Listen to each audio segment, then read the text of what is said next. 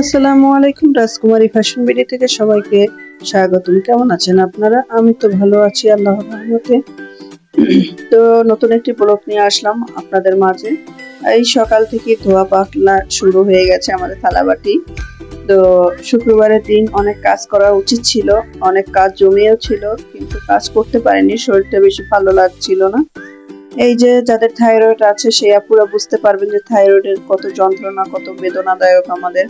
তো কত কষ্ট সহ্য করতে হয় আমাদের প্রতিটা দিন। আমার 12-13 বছর ধরে এই একই সমস্যা। তো আল্লাহর রহমতে শুয়ে বসে থাকি না, কাজকর্মের মাঝেই থাকি। যত কষ্ট হোক কাজটা আমি চালিয়ে যাই। তো কষ্টের মাঝেও শুক্রবারের দিন ভালো মন্দ তো খাওয়াতেই হবে বাচ্চাদের। তো আজকে আচারি খিচুড়ি রান্না করেছিলাম চিকেন দিয়ে। তো সেটা আমি মাখিয়ে নিলাম, একটু ভেজে নিচ্ছি। একটু ভেজে নিলে ভালো হয়, শক্ত হয়, একটু দেখতেও ভালো লাগে। তো রান্না বান্না তো করতেই হবে, যত অসুস্থ থাকি না কেন। সন্তানের মুখের দিক তাকালে সব কষ্ট দূর হয়ে যায়। কষ্ট থাকে, তারপরও ওদের তো খাওয়াতেই হবে, এই আর কি। তাই ভাবলাম একটু এই যে আচারে খিচুড়ি রান্না করে বৃষ্টির দিন। তো এই যে খিচুড়ির আপনার আলু ভাজা হয়ে গেছে, মাংস ভাজা হয়ে গেছে, এখন রান্না প্রস্তুতি যাব। কোন কোন আপুরা আছে এই থাইরয়েডের সমস্যা একটু কমেন্ট করে জানাবেন।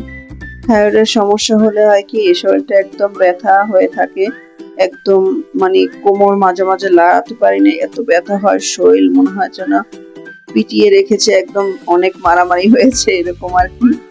তো অনেক ব্যথা হয় শরীরে, হাত পা লাড়াতে পারি না। হাত মাঝে মাঝে হাত মানে মুট করতে গেলে হাতের আপনার প্রত্যেকটা রগে রগে টান পড়ে ব্যথায়, যে কি কি যে কষ্ট। তারপর মাঝে মাঝে অনেকটা হালকা লাগে, ভালো লাগে।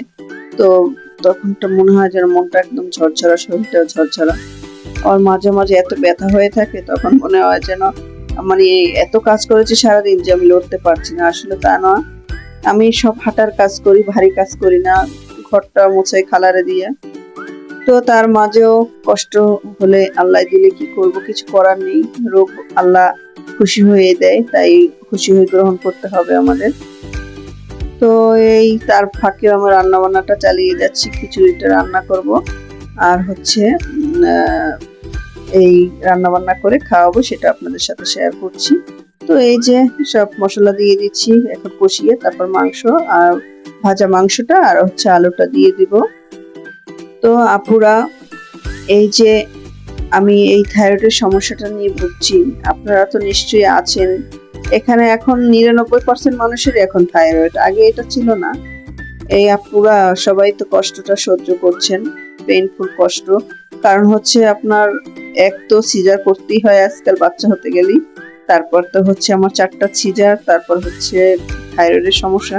এটা নিয়েই আমার চলতে হয়, দোকানে যাওয়া লাগে। দোকানে তো কষ্ট নাই কিছু, বসে থাকা সারাক্ষণ, কিন্তু ওই মানুষ যখন কাস্টমার দেখে যায় তখন কাপড়টা ভাঁজ করতে অনেক সময় লাগে। তো অনেক কাপড় এলোমেলো করে রেখে যায়, কাস্টমারের যে অভ্যাস পূর্বজীবিত, ওই কাপড় 5টা দেখবে, একটা নেবে, এই হচ্ছে সমস্যা। তো তাও আমাদের খুশি হয়, মেনে নিতে হয়, কারণ আমাদের যদি কষ্ট করতে হয়, বেচতে হয়, তাহলে এটুকু কষ্ট সহ্য করতেই হবে। তো দোকানে করি এইটা, আর হচ্ছে বাসায় এসে রান্না বান্না, বাচ্চা সামলানো, এগুলো নিয়ে সারাক্ষণ পুরো ব্যস্ত থাকি। তো আমার ভিডিওটা কে কোথা থেকে দেখেন, এই দেশে বিদেশে যে যেখান থেকেই দেখেন না কেন, ভিডিওটা দেখলে যদি ভালো লেগে থাকে কোনো অংশ, তাহলে লাইক কমেন্ট শেয়ার করবেন এবং সাবস্ক্রাইব করে দিবেন।